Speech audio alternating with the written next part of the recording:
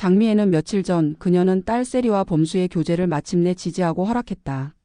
처음에는 한이의 친엄마인 나영은의 존재 때문에 딸의 앞날을 걱정하며 망설였지만 사위가 될 범수의 진심과 딸 세리의 따뜻한 마음을 지켜보면서 그녀의 마음은 움직였다. 특히 한이가 세리를 얼마나 따르는지 그리고 딸 세리가 한이를 얼마나 진심으로 아끼는지 보면서 장미애는 더 이상 반대할 이유가 없다고 생각했다. 세리에게 세리야, 엄마는 널 지지해 주기로 결심했어. 오 교수랑 교제하는 거 허락할게. 엄마가 그동안 많이 힘들게 해서 미안해. 우리 딸 이라고 진심 어린 허락을 건넸다. 딸 세리는 감격했고 이 소식을 얼른 범수에게 전하기 위해 전화를 걸었다. 범수에게 기쁜 소식이 있다며 우리 사귀는 거 엄마가 허락한다고 하셨다고 하자 범수는 얼떨떨해하며 너무 기뻐했다. 세리는 어머니 장미애의 지지에 큰 힘을 얻었다. 이제 더 이상 숨거나 망설일 필요가 없었다. 그녀는 한이를 자신의 친딸처럼 여기기로 마음먹었다. 한이의 작은 손을 잡을 때마다, 한이의 해맑은 웃음을 볼 때마다 세리의 가슴은 따뜻한 사랑으로 가득 찼다. 한이의 옹알이와 작은 몸짓 하나하나가 세리에게는 세상의 모든 언어보다 아름답게 들렸다. 한이의 작은 손가락이 자신의 머리카락을 만지작거릴 때마다 세리는 말로 표현할 수 없는 행복을 느꼈다. 범수 역시 세리와 한이가 함께 있는 모습을 보며 더할 나위 없는 행복을 느꼈다. 그에게 세리는 사랑하는 연인이자 한이에게는 더없이 좋은 엄마가 되어줄 사람이었다. 세 사람의 관계는 마치 잃어버렸던 조각이 맞춰진 듯 완벽한 그림을 그려나갔다. 술도가의 형제들 역시 범수의 행복을 진심으로 축복해 주었다. 어느 화창한 오후 세리는 한이를 유모차에 태우고 집 근처 공원으로 산책을 나섰다. 공원 입구에 들어서자마자 아이들의 제잘거리는 소리, 엄마들의 웃음소리, 그리고 시원한 바람에 흔들리는 나뭇잎 소리가 세리를 반겼다. 한이는 유모차에 앉아 고사리 같은 손으로 하늘을 가리키며 옹알거렸다. 세리는 한이의 작은 손을 잡고 우리 한이 하늘이 정말 예쁘지? 라고 속삭였다. 한이는 세리의 말에 알아듣는 듯 눈을 반짝이며 까르르 웃었다. 그 웃음소리는 세리의 마음을 간지럽혔다. 세리는 한이와 함께 미끄럼틀을 타고 그네를 밀어주며 즐거운 시간을 보냈다. 한이의 얼굴에는 웃음꽃이 활짝 피었다. 세리는 한이의 작은 몸을 안아 올리며 우리 한이 엄마랑 노니까 그렇게 좋아? 라고 속삭였다. 한이는 세리의 품에 안겨 고개를 끄덕이는 대신 세리의 볼에 작은 입술을 가져다 대며 쪽소리를 냈다. 세리의 가슴은 벅차올랐다.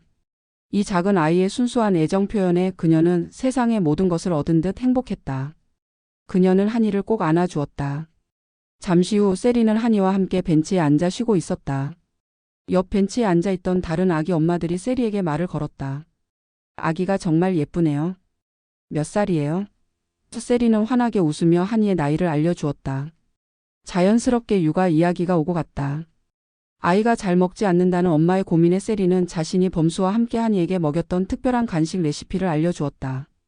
아이가 밤에 잠투정이 심하다는 엄마의 말에는 한이를 재울 때 불렀던 자장가를 흥얼거려 주기도 했다. 다른 엄마들은 세리의 이야기에 귀를 기울였고 세리는 마치 한이의 친엄마라도 된 듯 자연스럽게 대화에 어울렸다. 그녀의 얼굴에는 한이를 향한 깊은 사랑과 함께 엄마로서의 뿌듯함이 가득했다. 한이는 세리의 품에 안겨 다른 엄마들과도 스스럼 없이 눈을 맞추고 작은 손을 흔들었다. 그 모습은 누가 봐도 다정하고 행복한 엄마와 딸의 모습이었다. 세리는 한이의 머리를 쓰다듬으며 행복한 미소를 지었다. 그녀의 마음속에는 한이를 향한 무한한 사랑과 함께 이 완벽한 행복이 영원히 지속되기를 바라는 간절함이 자리 잡았다. 공원에는 평화로운 오후의 햇살이 가득했다. 아이들의 웃음소리가 바람을 타고 멀리 퍼져나갔다. 그때였다. 공원 입구에 검은색 세단 한 대가 조용히 멈춰섰다. 운전석에는 나영은이 앉아 있었다. 그녀는 한이를 보기 위해 혹은 세리와 범수의 관계를 몰래 지켜보기 위해 공원을 찾았던 것이다. 그녀의 눈은 공원 안을 후었고 이내 세리와 한이가 다른 엄마들과 어울려 있는 모습을 발견했다. 처음에는 그저 한이가 잘 놀고 있구나 생각했다. 하지만 이내 그녀의 눈은 세리에게 고정되었다. 세리가 한이의 머리를 쓰다듬으며 다정하게 웃는 모습, 다른 엄마들과 육아 이야기를 나누며 마치 한이의 친엄마처럼 행동하는 모습. 그리고 한이가 세리의 품에 안겨 행복해하는 모습. 그 모든 광경이 나영은의 눈에는 비수처럼 박혔다. 나영은의 얼굴에서 핏기가 가셨다. 심장이 쿵 하고 떨어지는 것 같았다. 저 여자가 감히 내 딸을 데리고 내 자리를 빼앗아? 그녀의 머릿속에서 경고음이 울렸다. 세리가 한이의 엄마 행세를 하는 모습은 나영은에게는 용납할 수 없는 모욕이었다. 자신이 버린 딸이지만 한이는 분명 자신의 핏줄이었다. 그런데 저 여자가 감히 자신의 딸을 데리고 엄마 행세를 하다니. 나영은의 눈은 순식간에 분노로 이글거렸다. 질투와 증오가 그녀의 심장을 갉아먹었다. 그녀는 자신이 버린 한이에 대한 죄책감보다는 자신의 자리를 빼앗긴 듯한 분노에 사로잡혔다. 그녀의 손이 운전대 위에서 떨렸다. 손톱이 손바닥을 파고들었다. 심장이 미친 듯이 뛰었다. 쿵쿵쿵. 귀청을 때리는 심장 소리 외에는 아무것도 들리지 않는 듯 했다.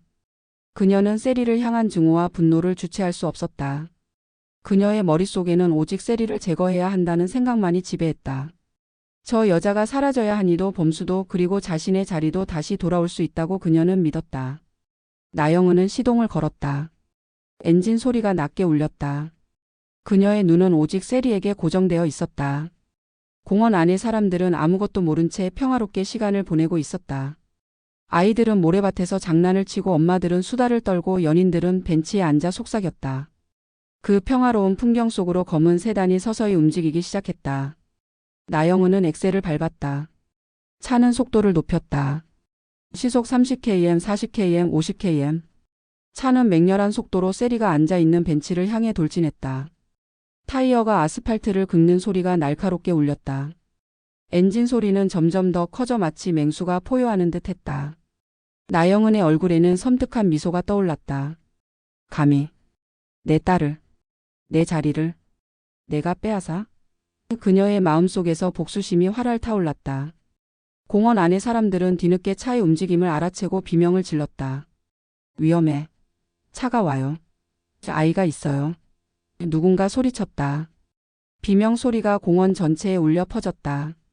평화로웠던 공원은 순식간에 혼돈의 아수라장으로 변했다. 세리는 뒤늦게 고개를 돌렸다. 검은색 세단이 무서운 속도로 자신을 향해 달려오고 있었다. 그녀의 눈에 공포가 스쳤다. 온몸에 피가 얼어붙는 듯 했다. 본능적으로 한이를 보호해야 한다는 생각만이 머릿속을 가득 채웠다. 세리는 한이를 품에 안고 몸을 돌렸다. 자신의 몸으로 한이를 감싸 안으며 충격을 막으려 했다. 한이는 세리의 품에 안겨 눈을 동그랗게 뜨고 있었다.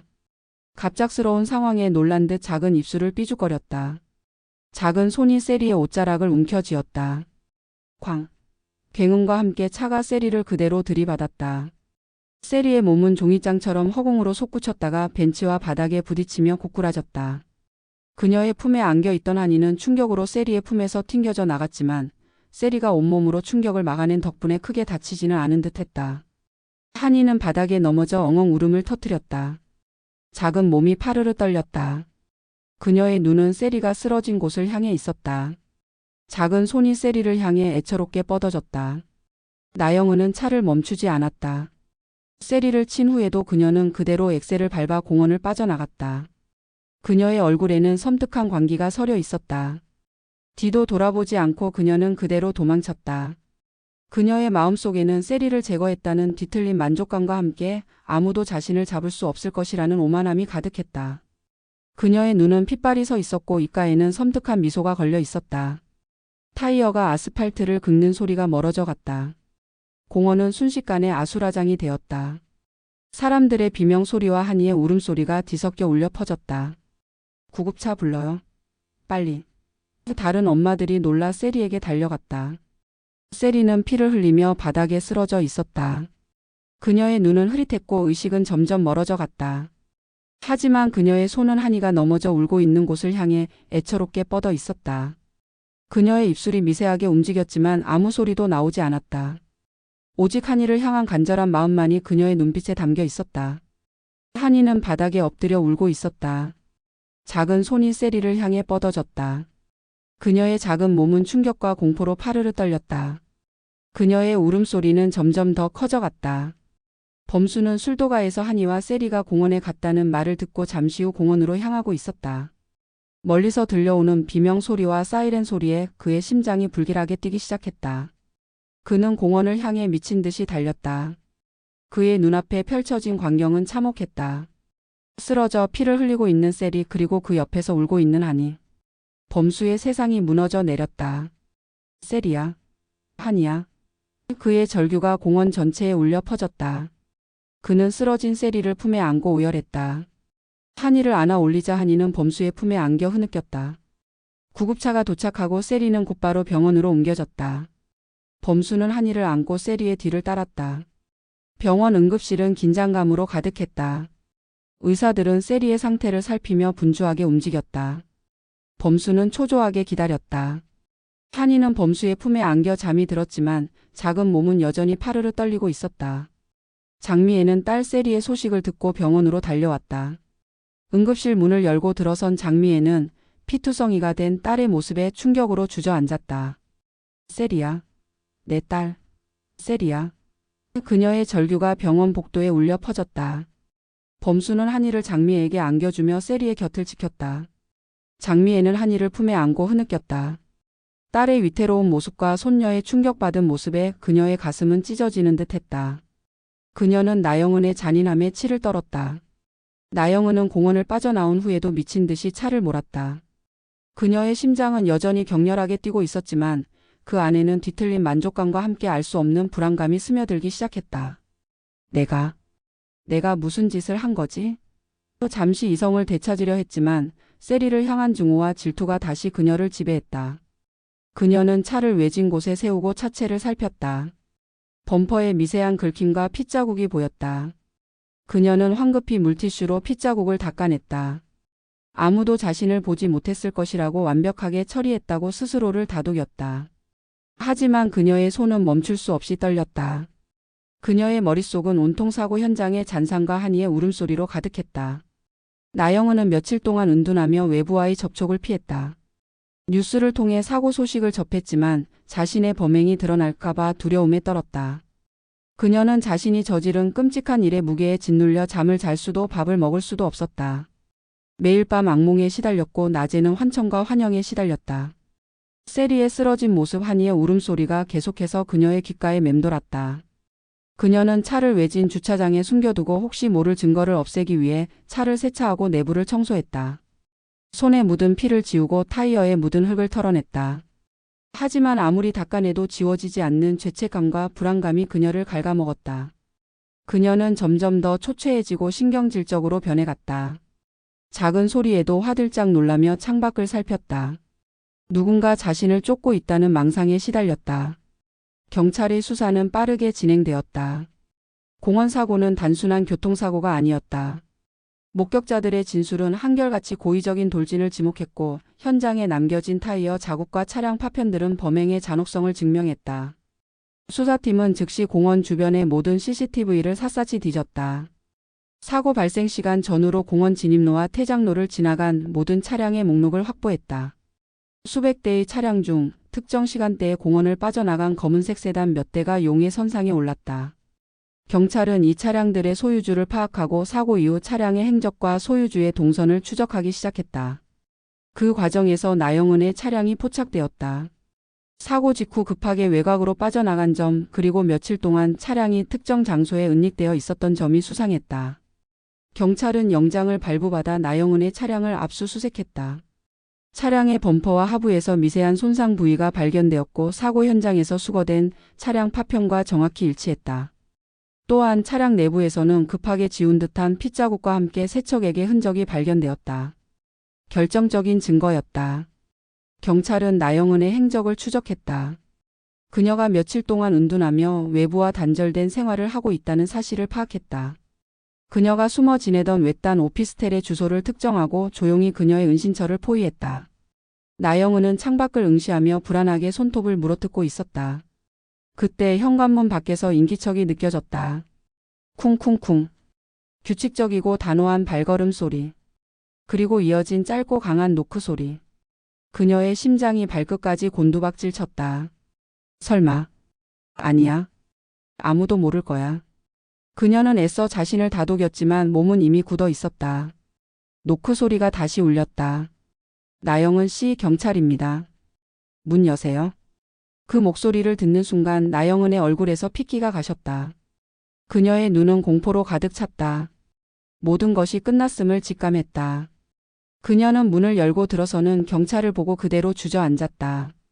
그녀는 저항하지 않았다. 저항할 힘도 의지도 남아있지 않았다. 체포되는 순간에도 그녀의 눈에는 광기 어린 증오와 함께 모든 것을 체념한 듯한 공허함이 뒤섞여 있었다. 그녀의 입술은 파르르 떨렸지만 아무 말도 나오지 않았다. 그녀는 자신이 버린 딸의 행복을 질투하여 끔찍한 범죄를 저질렀고 결국 그 대가를 치르게 되었다. 그녀의 손목에 차가운 수갑이 채워지는 순간 그녀의 뒤틀린 욕망과 광기가 만들어낸 비극적인 막이 내렸다. 그녀의 눈에서는 뒤늦은 후회인지 아니면 여전히 세리를 향한 증오인지 알 수 없는 눈물이 한 줄기 흘러내렸다. 세리는 의식을 회복했지만 몸은 여전히 위태로웠다. 범수는 세리의 손을 잡고 우열했다. 세리야. 제발. 제발 괜찮아야 해. 한이는 세리의 침대 옆에서 작은 손으로 세리의 얼굴을 만지며 옹알거렸다. 세리는 힘겹게 눈을 뜨고 한이를 바라보았다. 그녀의 눈에는 한이를 향한 미안함과 사랑이 가득했다. 장미애는 딸 세리의 곁을 지키며 밤낮으로 간호했다. 딸의 손을 잡고 눈물을 흘리며 나영은의 잔인함에 치를 떨었다. 나영은의 체포 소식은 술도가에도 전해졌다. 형제들은 충격과 함께 안도감을 느꼈다. 특히 범수는 나영은의 잔인함에 치를 떨었다. 세리가 의식을 회복하고 나영은이 잡히면서 범수는 세리의 곁을 지키며 그녀의 회복을 돕는 데 전념했다. 한이는 여전히 충격에서 벗어나지 못했지만 범수와 세리의 사랑 속에서 조금씩 안정을 찾아갔다. 나영은의 광기 어린 복수심은 결국 그녀 자신을 파멸로 이끌었고 세리와 범수 한이에게는 깊은 상처를 남겼지만 동시에 그들의 사랑을 더욱 단단하게 만들었다. 술도가에는 다시 평화가 찾아오는 듯 했지만 그 평화는 끔찍한 사고와 희생 위에서 얻어진 것이었다. 세리의 회복과 한이의 치유 그리고 범수의 아픔은 앞으로도 계속될 이야기였다. 다음 이야기가 궁금하신 분들은 구독과 좋아요, 알림 설정해 주시면 감사하겠습니다. 지금까지 오로지 저의 개인적인 상상만으로 만들어 본 내용이며 본 방송과는 다를 수 있으니 반드시 본방을 다시 봐주시면 감사하겠습니다.